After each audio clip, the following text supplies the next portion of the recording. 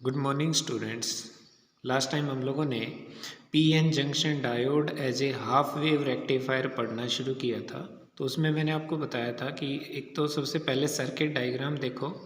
इसमें जो basic component है वो तीन है।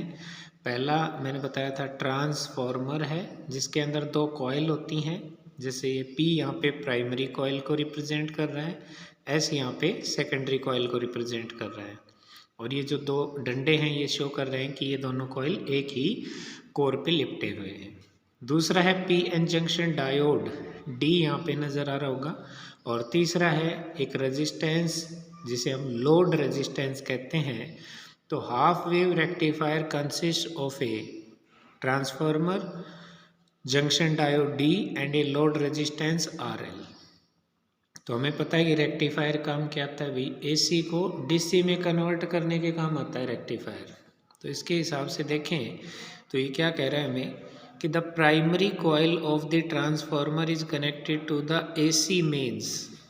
ये जो ट्रांसफार्मर की जो प्राइमरी कॉइल है that is connected to the input AC circuit. जो इनपुट एसी सोर्स जो हमारा है उससे प्राइमरी कॉइल है वो कनेक्टेड है, and the secondary coil is connected in series with the junction diode and load resistance। और ये जो secondary coil है that is connected to the PN junction diode and the load resistance। इधर load resistance के across जो voltage होगी वो हमें आउटपुट वोल्टेज दे देगी। ठीक है, तो ये है हमारा सर्किट डायग्राम, उसका एक्सप्लेनेशन। अब हम बात करते हैं वर्किंग की।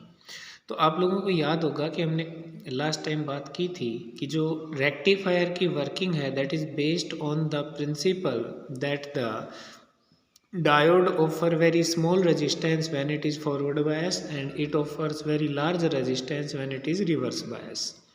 आइडियल डायोड की बात करें तो फॉरवर्ड बायसिंग में कोई रेजिस्टेंस ऑफर नहीं करता और रिवर्स बायसिंग में इनफाइनाइट रेजिस्टेंस ऑफर करता है। यानी कि आइडियल डायोड ले लें तो वो केवल फॉरवर्ड बायस में ही कंडक्ट करेगा, रिवर्स बायस में कंडक्ट नहीं करेगा। When AC is supplied to the primary, then secondary coil of the transformer supplies alternating voltage across A and B। ये कहता है कि जब एसी प्रोवाइड की जाती है primary coil of the transformer को, तो वो जो प्राइमरी कॉइल है वो सेकेंडरी कॉइल को देगी, और ये जो सेकेंडरी कॉइल जो होगी ट्रांसफार्मर की that supplies the alternating voltage. Alternating voltage मतलब एसी वोल्टेज, जिसका मैंने लास्ट टाइम बताया था आपको, जिसकी पोलैरिटी है वो एक फिक्स टाइम के बाद चेंज होती रहती है और मैग्नीट्यूड कंटिन्यूसली चेंज होता रहता है। तो ये जो सेकेंडरी कॉइल होगी ये यहाँ पर ए और बी पॉइंट पर अल्टरनेटिंग वोल्टेज प्रोवाइड करेगी, ऐसी वोल्टेज प्रोवाइड करेगी जिसकी पोलैरिटी एक फिक्स टाइम के बाद चेंज होती रहेगी।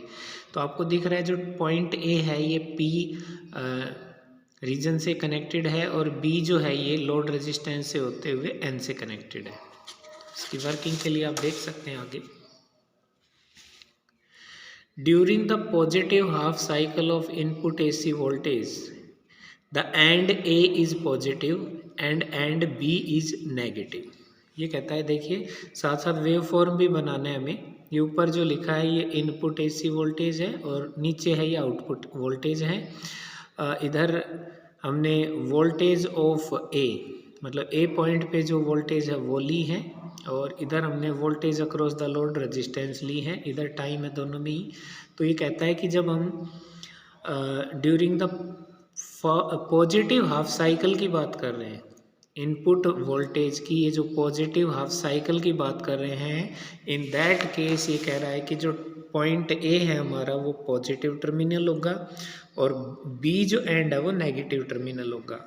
तो इसकी वजह से हमारा ये जो डायोड डी है ये फॉरवर्ड बायस हो जाएगा, because P is connected to positive and N is connected to negative.